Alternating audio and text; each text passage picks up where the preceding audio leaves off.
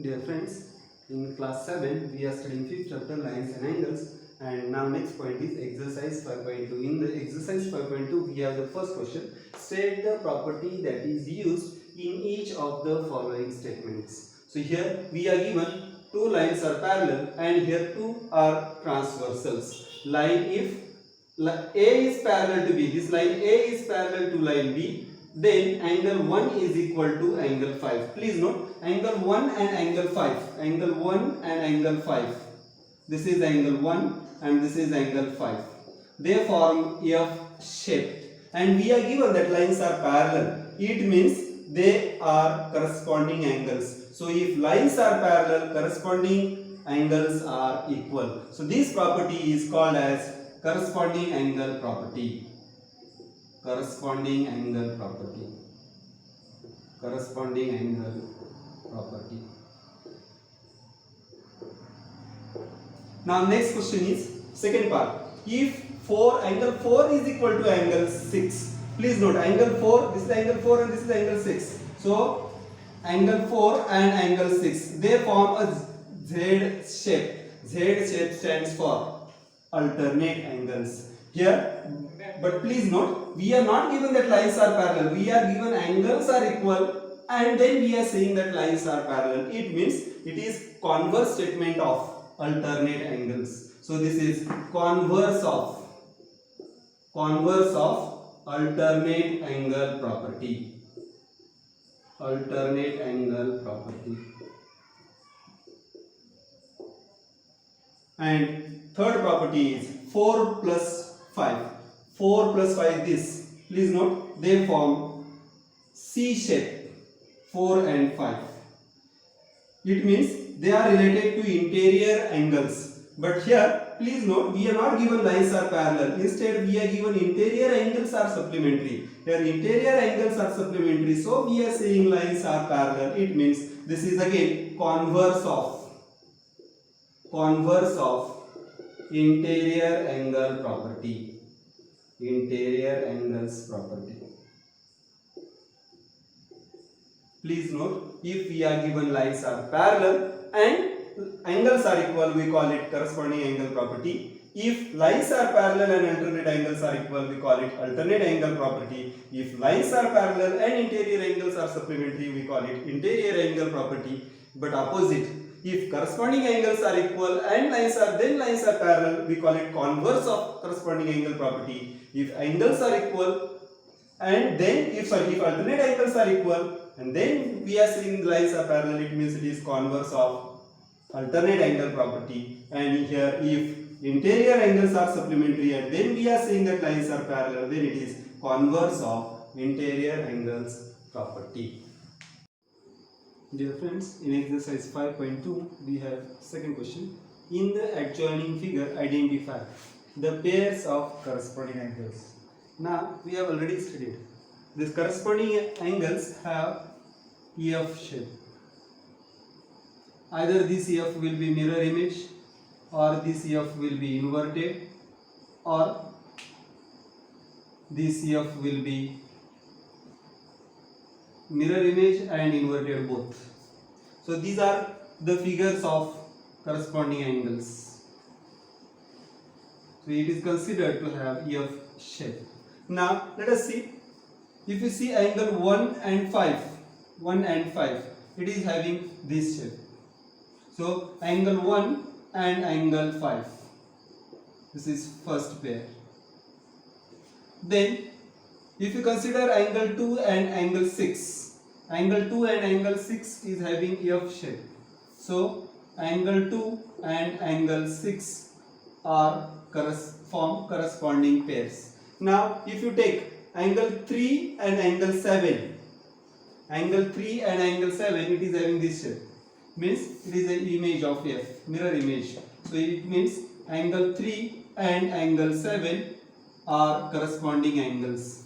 Then angle 4 and angle 8. Angle 4 and angle 8, it is inverted as well as mirror. So we have angle 4 and angle 8 are corresponding angles. Now, in that only second part is the pair of alternate interior angles. We have already studied it. Alternate angles have Z shape. Alternate interior angles, or it is the mirror image of. It is the mirror image of Z. Means it will be this angle or it will be these two angles. So let us see. Here angle 3 and 5. Angle 3 and angle 5 forms pair of alternate interior angles. The reason is they have the Z shape. Then 2 and 8 is the mirror image of Z. So 2 and 8, angle 2 and angle 8 also form the pair of alternate interior angles. Now third is the pairs of interior angles on the same side of the transversal. So we have already studied, they either have C-shaped or the image of C-shaped. So here you will see angle 2 and angle 5. Angle 2 and angle 5 form interior angles. They are on the same side of the transversal. Then angle 3 and angle 8. Angle 3 and angle 8. They also form the image of C. Next is vertically opposite angles. Now we have studied vertically opposite angles. If two lines intersect, then these are vertically opposite angles. So here you will see that actually three lines are intersecting. So for vertically opposite angles, we will first consider line intersection of line A and line C. So here intersection of line A and C, you will notice 1 and 3 are vertically opposite and 2 and 4 are vertically opposite. When you consider line B and line C's intersection, you will see that 5 and 7 are vertically opposite angles and angle 6 and angle 8 are vertically opposite angles. So let us write about this. Angle 1 and angle 3. Then angle 2 and angle 4. Then angle 5 and angle 7. Angle 6 and angle 8. Please note here, if angle 1 and 5 forms the corresponding pair, we can write angle 5 and angle 1 as well. We can write here angle 6 and angle 2. You can write this angle first and this angle here. So even if it is written first angle at the second position and second angle at the first position, answer remains correct or answer remains same. Dear friends, in exercise 5.2, we have third question. In the adjoining figure, P is parallel to Q. This line P and Q are parallel. We are given that this is small p and small q. These two lines are parallel, and this figure no name is given. We'll take a line R. So line R is a transversal. So we are given that here line P is parallel to line Q and line R is transversal. This is given to us. And we are asked, this angle is 125 degrees, find the unknown angles. Now see, we have already studied, if two lines are parallel and transversal cuts the parallel lines, then corresponding angles are equal, alternate interior angles are equal, and interior angles on the same side of the transversal are supplementary. These are the three rules that we have studied.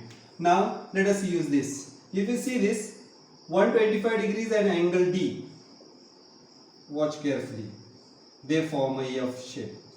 So corresponding angles have F shape and corresponding angles are equal in measure. Therefore angle D must be equal to 125 degrees. Reason is they form corresponding pairs. Corresponding pair of angles.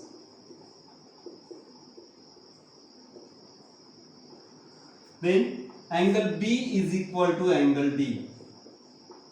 This angle and this angle must be equal. Reason is, you will notice they are intersecting lines, and we have studied that vertically opposite angles are always equal. So angle B is equal to angle D. Reason is they are vertically opposite angles.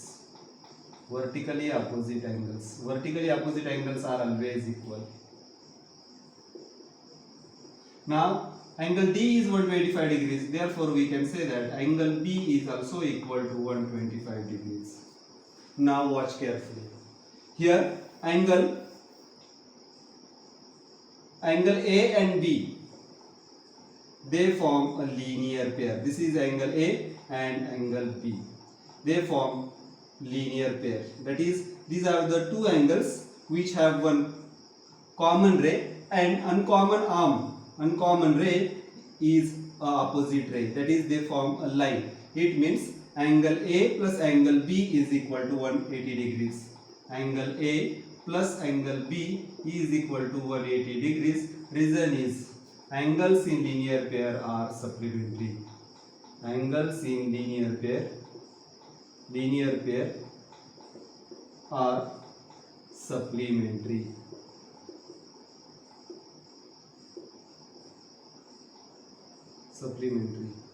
Now we have the value of angle B. It means angle A plus 125 degrees is equal to 180 degrees. Now if you transpose 125 to the right hand side, it will become negative. So transpose 125 to right hand side. So you will get angle A is equal to 180. Please note this 125 is positive. When it changes the side, it becomes negative. So if you subtract 125 from 180, you will get 10 minus 5 is 5. Return 1 borrow. You will get 8 minus 3, 5. Again return, no borrow is not taken. 8 minus 3 is 5. No borrow is taken. It means 1 minus 1 is 0. So you will get angle A is equal to 55 degrees. Now we have got angle A is equal to 55 degrees. It means angle C is also equal to 55 degrees. Please watch carefully. Angle A is equal to angle C. Reason is they are vertically opposite angles.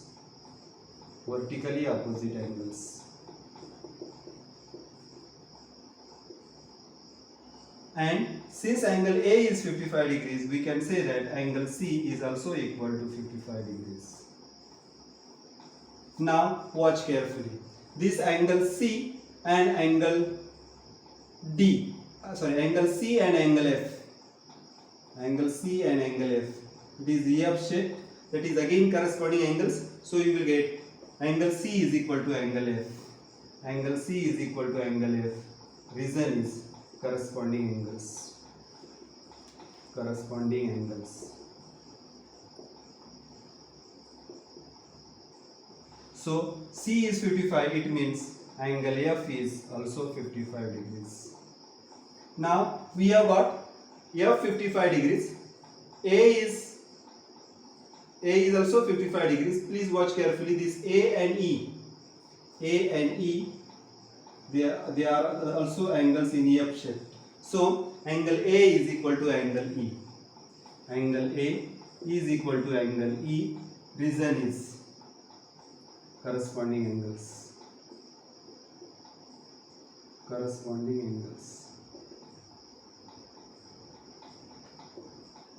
Now angle A is equal to 55 degrees, that is already written. Therefore we can say that angle E is equal to 55 degrees. So thus we have found angle D, angle B, angle A, angle C, angle F and angle E. Means A, B, C, D, A, B, C, D, E and F. This can be written in at one place. So thus we can say that angle A is equal to, angle A is 55 degrees. Then angle B is equal to 125 degrees. Then angle C is equal to again 55 degrees. Angle D is equal to 125 degrees. Angle D is equal to 125 degrees. Then angle E is equal to 55 degrees. And angle F is equal to 55 degrees. Please note, this is not the only method to solve the answer. You can use interior angle property to solve, and from that also we can again use the other properties to get these angles.